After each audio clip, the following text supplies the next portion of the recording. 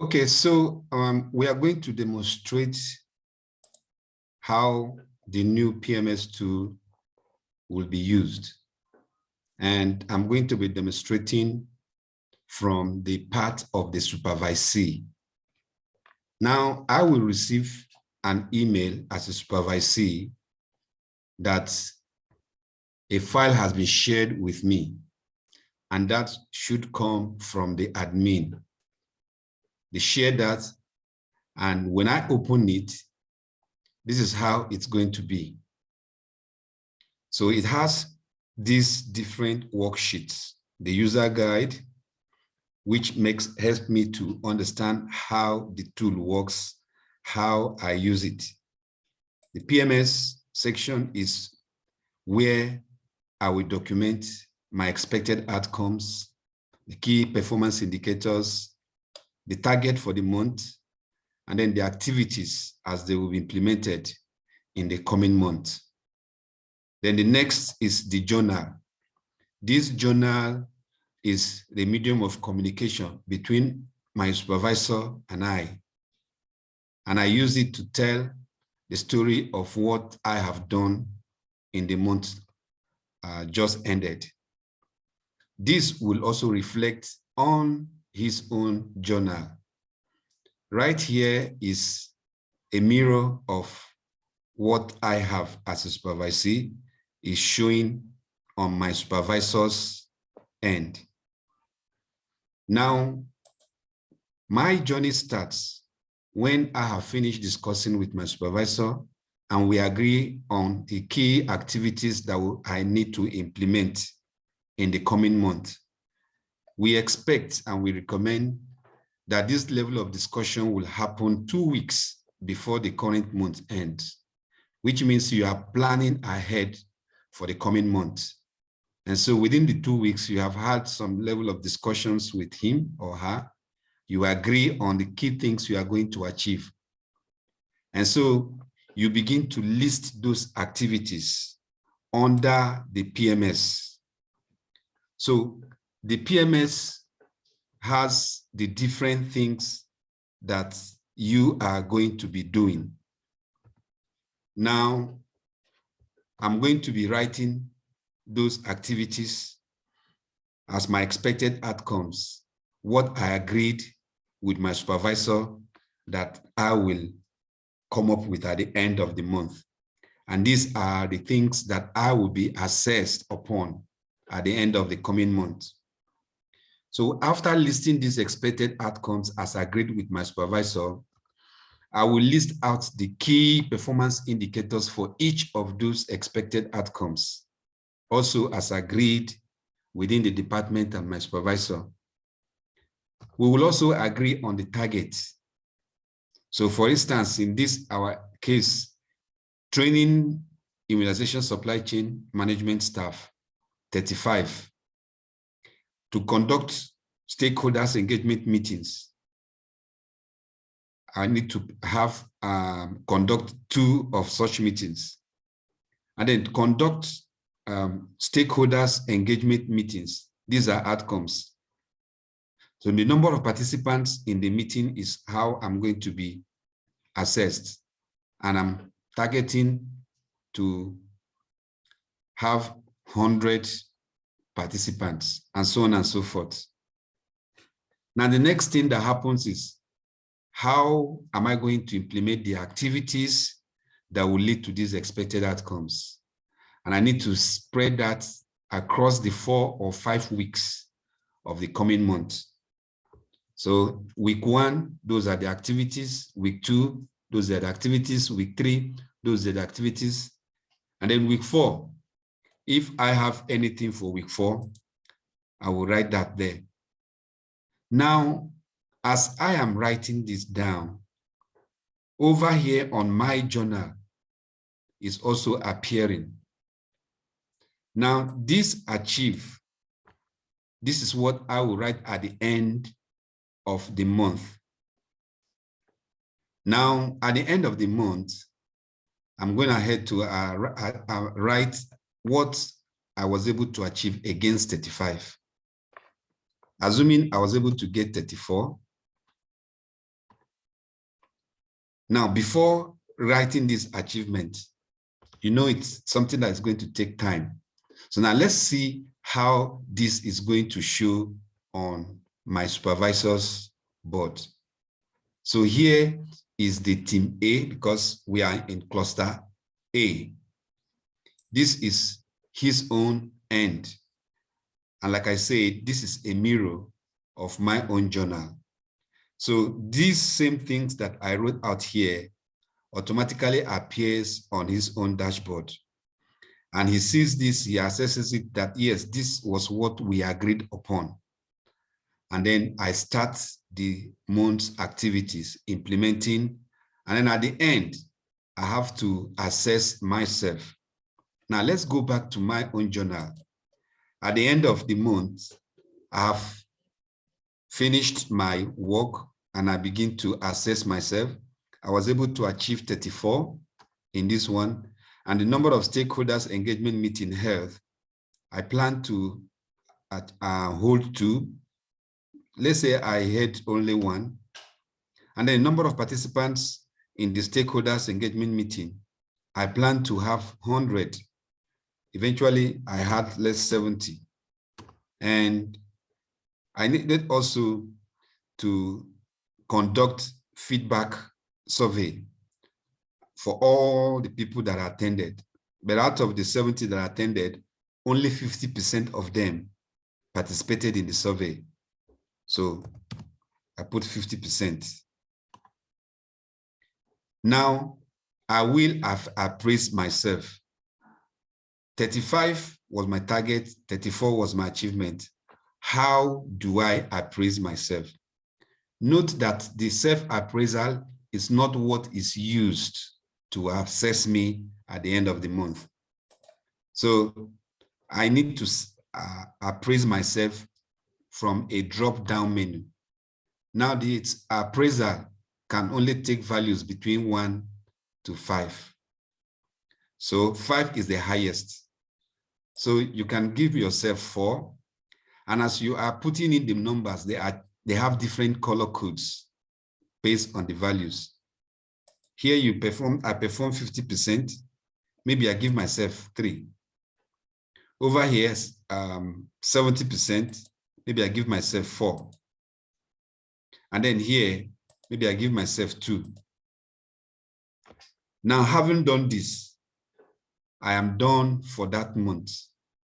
Remember that my supervisor had also seen the outputs physically or however. This is just the reporting format or the level of communication based on the assessment. Now, let's see the supervisor's board. You can see the self-appraisal, the achievement, they are all reflecting on the supervisor's end. Now, let me also briefly mention that this supervisor has other staff assigned to him or her. So here we have journal number 1, which is for the staff number 1. Journal number 2, the staff for number 2, and so on and so forth. He could have up to 10, he could have up to 5, he could have up to 6 staff assigned to him to manage. Now, let's go back to the supervisee once again. I need to fill in my names and some other details, but this is also done from the PMS sheet. So if I write my name here, Samson, that's my name. And let's say this is my title or my designation in the organization I work. And then by the time I come to my journal, this is populated over here. So whatever I feel on the PMS also reflects here. The same detail also reflects on the supervisor's end. So you can see my name appearing here, my designation. Now, the supervisor has a staff list, which also populates. Remember that the admin is the one that is sharing these journals to the staff that are assigned to the various supervisors. The supervisor will notice that somebody's name is appearing here when that link is shared with that staff. And so he knows that, yes, Samson is one of my supervisees. Now, after this supervisee has assessed himself, he is now left for the supervisor to do his own appraisal. And just before that, the supervisee also has a portion to submit remarks or recommendations. Probably he may use this to explain why he couldn't meet the 100% target. We could also explain or give commitment that in the forthcoming review period, he or she is going to make up the lapses. Whatever, this serves as an avenue or an opportunity to communicate and to relate with the supervisor. So whatever he writes here is also reflecting on the supervisor's end. So the supervisor has seen all this, and so he goes ahead to do his own appraisal. He might come over here and say 2, and then he provides feedback why this is so. For the second activity or expected outcome, he grades just the same way the self-appraisal is done, between 1 to 5. Now you will notice that as this grading is happening, there is an average here that is calculating. This is the average for the month. This is January. It could be for any month. And this is also arranged for all the different months of the year, 2023. So at the end of this is collated, and this is the performance or the grade for this staff for the month of January or whatever month in focus. Now you see over here, this also changes based on the values. Okay, so let's say we change this value to 5. Let's see, the average comes to 3.5, and this narration changes, meets expectation. Now let's see if it gets to 4, exceeds expectation. Okay, it's still within the same range.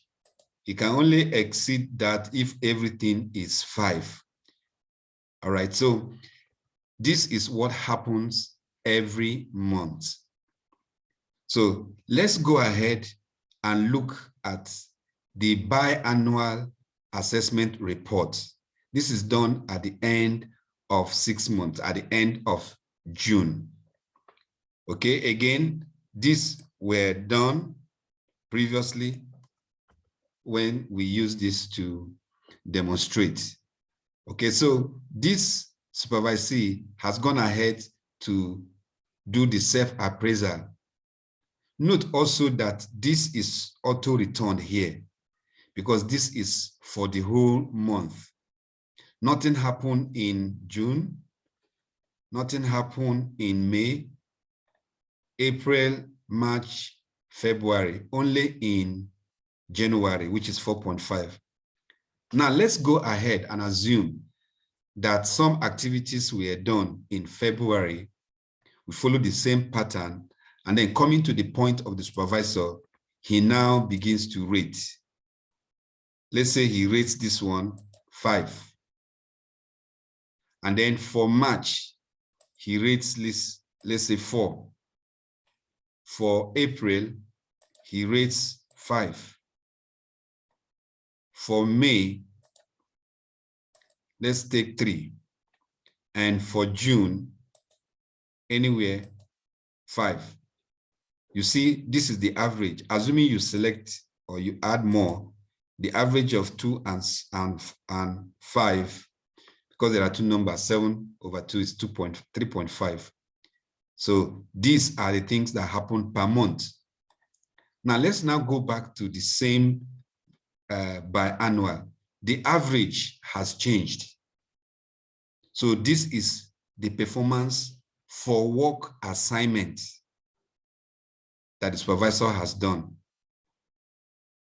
Now, when first biannual appraisal period comes, that's at the end of the first 6 months, usually June, the supervisor now begins to appraise this staff based on these other parameters: work productivity, professionalism, team leadership, and communication.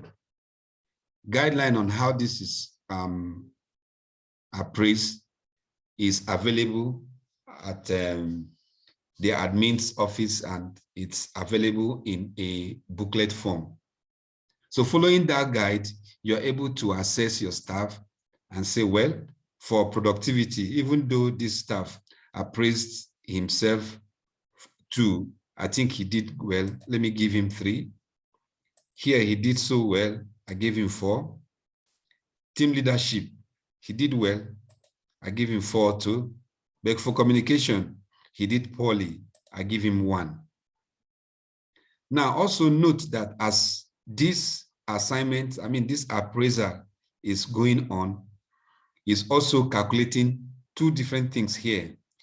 Number 1, this BART means biannual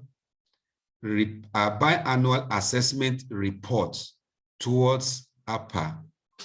So these are weighted. So for the upper's score for the first half is 14. And then for the overall rating based on the scale of 1 to 5 is 3.2. And that means expectation. So this happens for the rest of the months. So let's go ahead and get for July, August, September, October, November, and December. So for all the months in the second half of the year has been conducted, the assessment has been conducted, and the average score is 3.2. Again, these were the scores we use in our demonstration. So let me change them, that these are what this person scored this period. Again, you will see that the upper for this second biannual is calculating. And then on a scale of 1 to 5, he has performed 3.2, which meets expectation. Now, this 13 and the previous one, 14, are returned here automatically. So you see the first biannual, these are the scores. Second biannual, these are the scores. Then we get the average of this. So this becomes the upper score for this staff. So this is how this is utilized. For me, as a staff, let me go back to my journal and see the assessment, how it happened. So when I look at February, this was the score that my supervisor gave to me. Remember that as he was scoring, it is populating on my end. And the same thing that is on his end is also what I see. Now, when it comes to the second biannual, these were the same thing that he assessed. Now, I am also awaiting the director's appraisal, which can come anytime. So whenever the director does his or her appraisal, they will also reflect on my page. Now, another interesting thing is for me to go and see how I have performed over the year. So let's look at the performance dashboard. It shows us a line graph of the work assignment, how I performed, starting from January. I was about 4.2 or so, remember? And then it goes this way. And then by June, the first biannual assessment was done, and this is the report. And I continued from July again through to December. At the end of December, the second biannual assessment took place. And this is what happens. So this is the data set down here, which is used to plot this graph. And then here, this is the average for each of those competency areas. It's calculating for me the average that I did or performed, how I performed averagely at the end of the year. Now, this helps me to know which area I need to improve upon. This is self-reflection. And again, when I come to this goal setting sheet here, this guides me on how I can set my goals. I need to do some form of self-reflection. I will reflect on what the supervisor has provided to me as feedback. I will also introspect on my own performance, achievement challenges, and seek for areas I need to improve upon. These are what I use to set SMART objectives that will help me achieve certain goals. Okay, so when I look through this, it's going to help me to set my goals. So I can reflect on what the supervisor has provided as feedback. He may have identified some strengths in me. He may also have identified some weaknesses. And this may be his recommendations. I note them down. And using this, I can say, okay, these are my goals. And for each goal, I have a set of activities or objectives. So for goal number 1, what are the SMART objectives that I need to focus on to achieve that goal? 1, 2, 3, and how many SMART goals, SMART objectives? Up to 5. You may not necessarily have up to 5. You may have 2, you may have 1 for every goal. All right, so that is for the first biannual, and then this is the second biannual. All right, so this is how this happens every month. And then at the end of the year, a final assessment is done, and I know how I stand. And then I can also plan to do better in the forthcoming assessment period. So this is all that we have. Thank you for your attention.